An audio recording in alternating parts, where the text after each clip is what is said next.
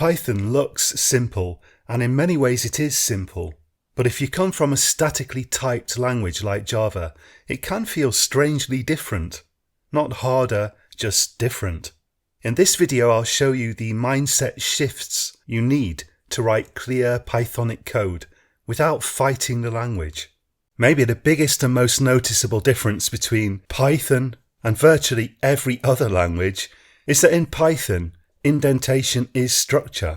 In Java we use brackets to define code blocks, in other words, to define the structure of the program. But you also use indentation in Java, or C or C++, for the sake of readability. In Python, the indentation itself largely provides the structure.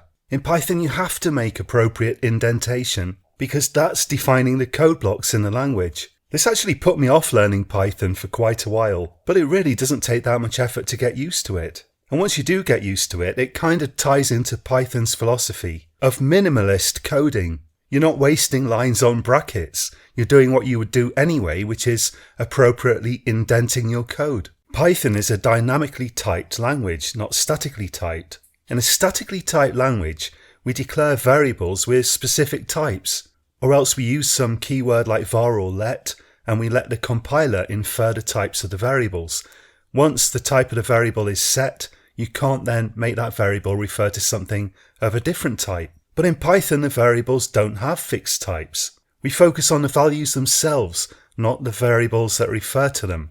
That means I can happily assign a variable to some value, like 9, and later on make it refer to a string. Does this introduce some bugs that you would otherwise catch in a statically typed language? Probably.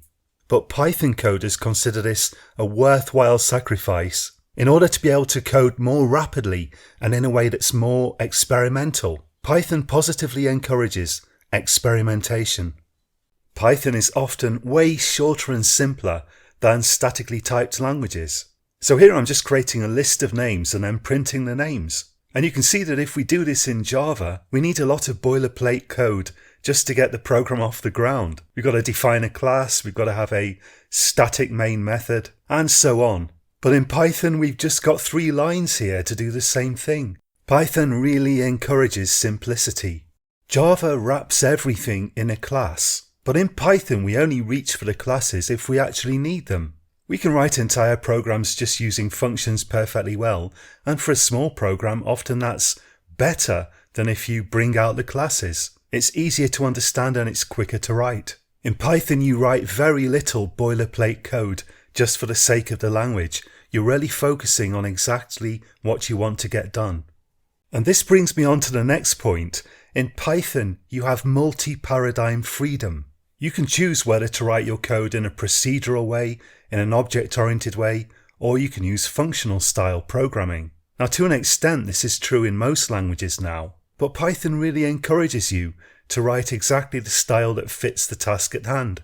Here we've got a little example of some functional style code, but you don't have to write like this. You can define classes and objects, or you can write procedural style code in Python. The choice is entirely yours. By the way, if you want the full PDF version of this mental model guide, it's included inside my Python Mastery bundle. I'll talk more about that later.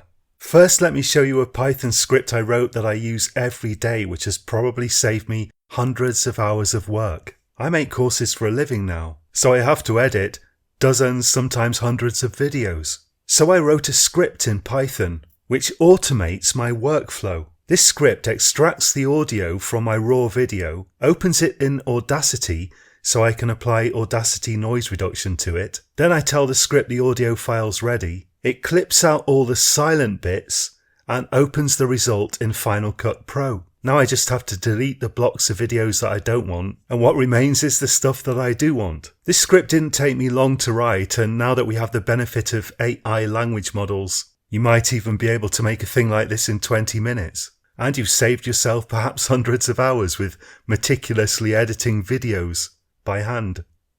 One thing that I love about Python is that the main container types, list, tuple, set and dict, are actually built into the language, making it feel very natural and easy to use them. And there's a surprising amount of functionality built even into these basic types. Here I'm using a list comprehension to fill a list with square numbers. I can actually write code inside the list.